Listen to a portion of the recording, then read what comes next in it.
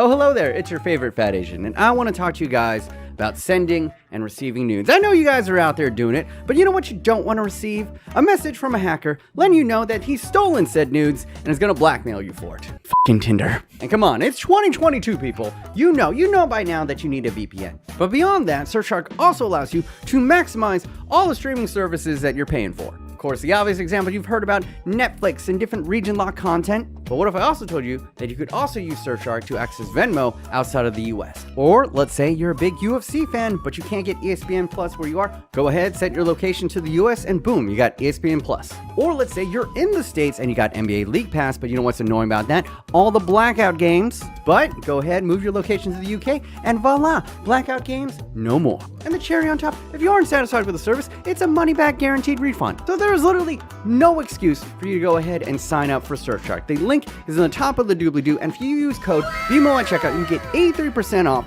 as well as 3 months free.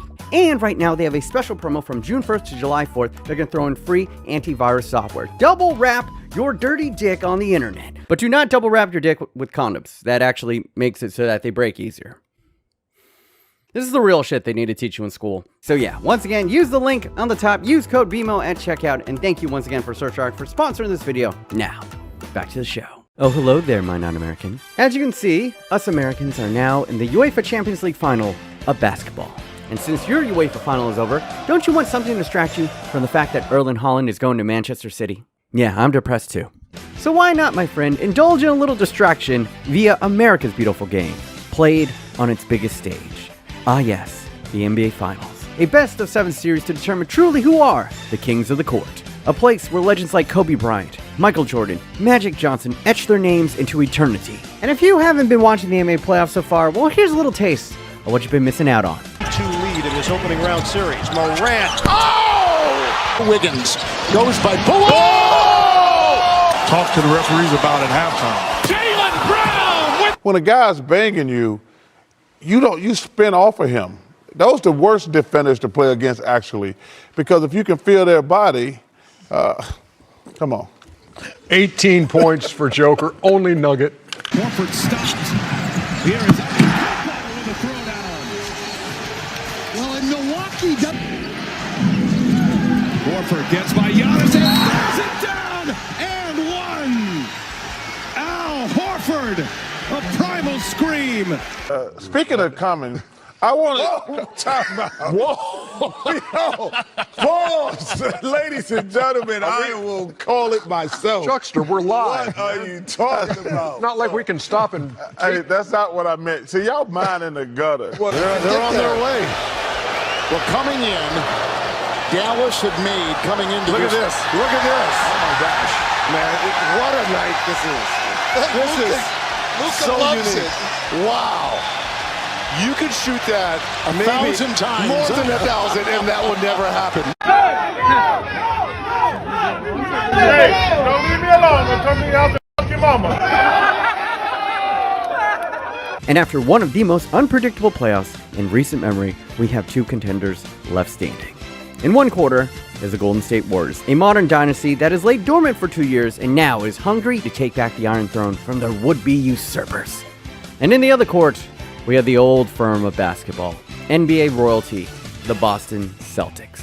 They're tied with the Lakers for the most championships in NBA history, and a win for them would cement them all alone with 18 NBA championships to their name. And in this video, what I'm going to do is help you cut through all the bullshit and give you the quick lowdown on both these teams coming into the finals, all the juicy storylines, the players to watch, and by the end of this video, hopefully, you'll be able to explain to your friends why there's a player named Time Lord on the Boston Celtics. Welcome to a Clueless guide to the NBA Finals. Alright, first and foremost, once again, shout out to my boys Jimmy and Justin, who helped me write this video. Admittedly, not the biggest NBA fan, so without them, this video would not be possible. But on to the NBA Finals, and there are a couple of changes to the NBA Finals this year, mostly in the trophy category. Yes, the beloved Larry O'Brien trophy is going to get a little bit of a modern update this year. Although if I didn't mention it, you probably wouldn't have noticed. And another update to the finals this year is there will be 2 MVPs, one for the East and one for the West. And both these trophies will be named respectively after Magic Johnson and Larry Bird. And these are all nice touches, but now let's get into the meat and potatoes of this video. Let's talk about the 2 teams who will be competing for said redesigned trophy. And of course, first up, I'm going to talk about my hometown, Golden State Warriors, baby. Let's go! So first off, let's talk about the Warriors and their new death lineup. Quick history on the Warriors. They're kind of like the Man City of the NBA in that they were ass. Just complete trash before new billionaire owners came in and completely restructured everything and built this team into a multi-championship winning franchise. But unlike Man City, they didn't just buy up all the best players. In fact, their main core, Steph Curry, Klay Thompson, and Draymond Green, were all draft picks that would eventually develop into a trio that would set the NBA all-time record for wins in a regular season. But no one gives a shit about that anymore, because after that season, Kevin Durant joined them, creating a super team the likes the NBA had never seen before. And unless you were a Warriors fan, it probably wasn't a fun 5-year stretch where they made the final every single year. And arguably, the only thing that derailed them from three-peating with KD was a major injury to Kevin Durant and Klay Thompson in the finals versus Toronto. And from that point on, it kind of looked like curtains for Golden State. KD got traded to Brooklyn, Klay suffered Achilles tear after coming back for the knee 1 season later, and this resulted in the Warriors not even making the playoffs over the last 2 seasons. A lot of people were saying the dynasty might be over. But then this season happened, and the Warriors came out the gate the hottest team in basketball. Now, they kind of slumped over the second half of the season, but here they are, getting hot and congealing at just the right time. And even you, as a European, you probably know the big names already, right? You obviously have heard of Steph Curry. He's the living god of three-pointers. He's as sharp as ever. He actually broke the all-time three-point record this year. And then you got Draymond Green, who's a defensive specialist. He's back to being healthy, and honestly, he's just a menace out there. And they turned the KD trade into Andrew Wiggins, who has rejuvenated his career with the Warriors, becoming an all-star for the first time this season. And then the cherry on top, their third-year guard, Jordan Poole, who looked completely hopeless as a rookie, has now blossomed into essentially a Steph Curry 2. This team is retooled, well-drilled, and they have a championship pedigree running through their veins. And with multiple young stars emerging on the squad, they will feel like they can do what the Spurs did with a young Kawhi Leonard, and how he was able to carry that aging trio into their twilights. And for Steph Curry, he'll be chasing the one thing that has eluded him in his illustrious career, an NBA Finals MVP. The chef is currently playing for legacy to be cemented as an all-time player. 6 finals is nothing to scoff at. For reference, not even Larry Bird made it to 6 finals. But I also don't want you to be mistaken here. This is not the dominant Warriors squads of years gone past. No, they have far more weaknesses than those old Warriors squads. Because the thing about those championship winning teams was they were locked down defensively. And a lot of that was on Klay because he's like a mini Kawhi Leonard at his peak. But after 2 major injuries, he just isn't the same defender that he used to be, at least not yet. And let's be honest, Steph has always been a liability on defense. And then Jordan Poole has been getting embarrassed regularly in the playoffs. And on top of that, they still have all their bad habits. They're prone to careless turnovers, terrible shots. But all of this kinda doesn't matter because they just have so much fucking firepower that it makes up for all the other weaknesses, at least so far. And the system that they run makes them damn near unguardable. They have 4 killers from 3. You double any of them, then one of them is open. It's gotten so bad that they're literally toying with defenders. This is a play that they actually ran in a playoff game. I'm not kidding you. They did a fucking do-si-do in a playoff game. This is what y'all refer to in the UK as taking the piss. And make no mistake, a hailstorm of fuck you threes will be their arsenal of choice, and they will probably be the betting favorites, but at the same time, this is not nearly the level of a lock that they used to be in the NBA Finals. And if you are thinking about bandwagoning on the Warriors, well, if I'm gonna be honest, I'm a Warriors fan, and even I can admit that they are an easy team to hate. Draymond Green is just one of those players that if he's on your team, you love him, but if he's on anyone else's team, you fucking hate his guts. And the Warriors easily have one of the most annoying fan bases on Twitter. But honestly, who the fuck is still on Twitter, man? Get the fuck off of that shit, bro. It'll just poison your brain. Plus, there's the simple fact that they went full gentrification mode by moving the stadium from historically black Oakland to now the predominantly white and Asian tech dystopia that is modern San Francisco. And let me tell you, the crowd is just getting older and whiter by the season. There simply isn't anything that the tech bros haven't ruined in the Bay Area at this point. And it's just not the same as Oracle, man. When Steph would hit those step back fuck you threes, it would get cacophonous in there. And on a side note, can we give Steph Curry his flowers while he's still playing? This man is the Kakashi sensei of the NBA. Nice as can be to your face, but then cold as fuck when in battle. Don't let the Subway commercials and mediocre sneakers fool you. This man is a psychopath in a CarMax commercial's clothing. And for most Europeans, he'll probably be the most recognizable player in this finals, and he's already one of the most popular players in Europe, because of course he is. He is the 3 god of the NBA. And if we're honest with ourselves, sometimes it's just easier to root for a team where you actually know a player or two. But just letting you know, if you do root for the Warriors here, you're basically like a bandwagon Man City fan of the NBA. But I know a few of you aren't going to root for them because They're the ones that knocked Luka out. So if you've already made up your mind on the Warriors, let's move on to the other option here. And that is the old firm of the NBA, the Boston Celtics. In Boston, you're weird as fuck. It also goes for the Celtics. Now, quick history on them. They are basketball royalty, tied with the Lakers for the most NBA titles in history at 17. In fact, they won 8 straight titles in the 1960s. So if you thought the Warriors' level of domination was bad a couple years ago, well, you ain't seen nothing yet. Now, after the 60s, they kind of went on a drought for about 20 years till the 80s, and that's when all those legendary finals happened between Larry Bird and Magic Johnson. And then the last championship they won was when they created the original Big Three. That was when KG and Ray Allen came over to join Paul Pierce. And that would give us this iconic moment. But now in 2022, this is not one of those teams. This is not a team of superstars. They really are weird as fuck. Like, if you look at the entirety of their season, it's just been bizarre. If you guys have forgotten, the first half of the year, the Boston Celtics were just bad. They were one of the worst teams in history.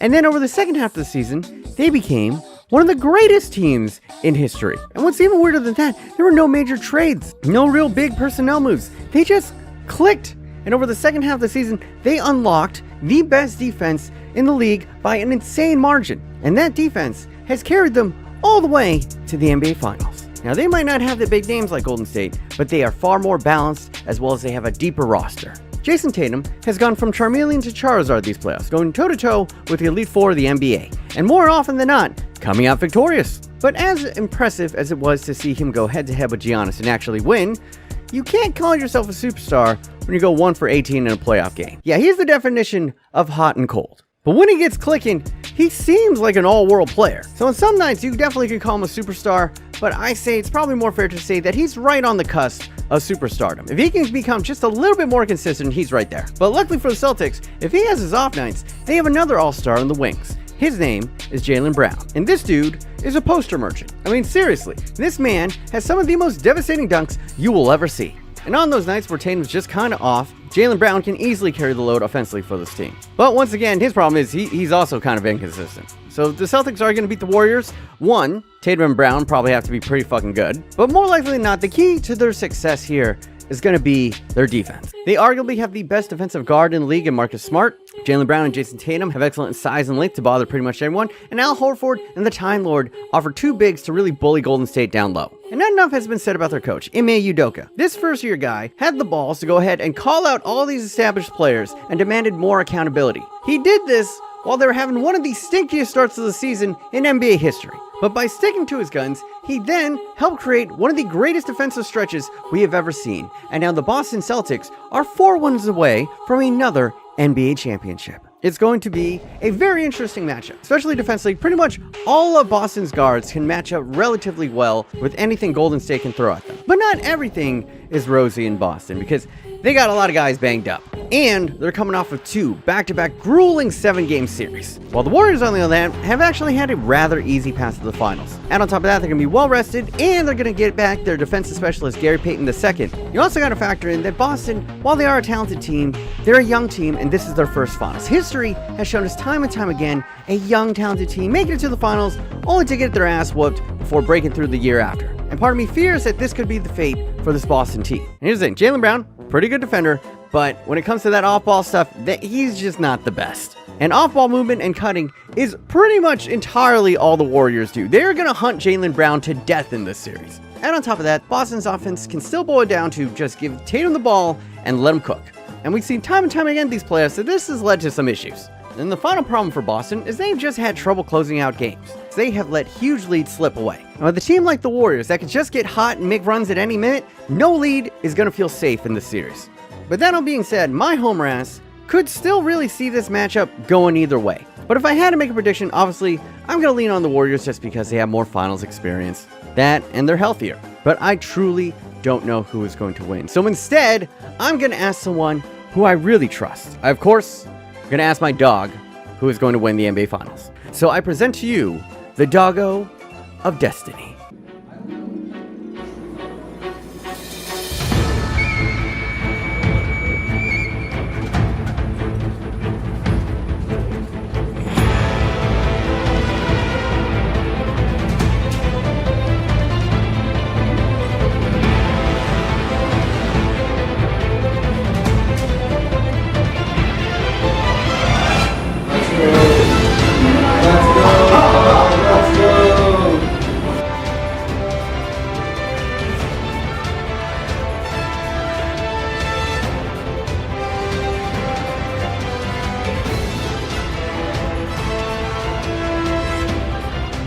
there you go, guys. The Doggo of Destiny has spoken. If you have any money, go ahead and bet on that. Oh, and before you guys go, I want to let you guys know that I will be streaming some of these final games online on YouTube, so go ahead, be on the lookout for that. And if you did enjoy this video, I humbly ask you take your hard right apple, smush into the like button right now. It only takes a second for you, and it helps me out immensely in the algorithm. Or if you'd like to support me, go ahead, sign up for a Surfshark membership, or you can support me directly by joining my Patreon. Thank you to all my patrons, keeping me alive. Thank you. And yes, a personal thank you to my 3 latest patrons in Eno Landlow, Gregory Bex, as well as Donna. Thank you. And yeah, that's pretty much gonna be it for me, BMOnus. Until next time, guys, as always, America.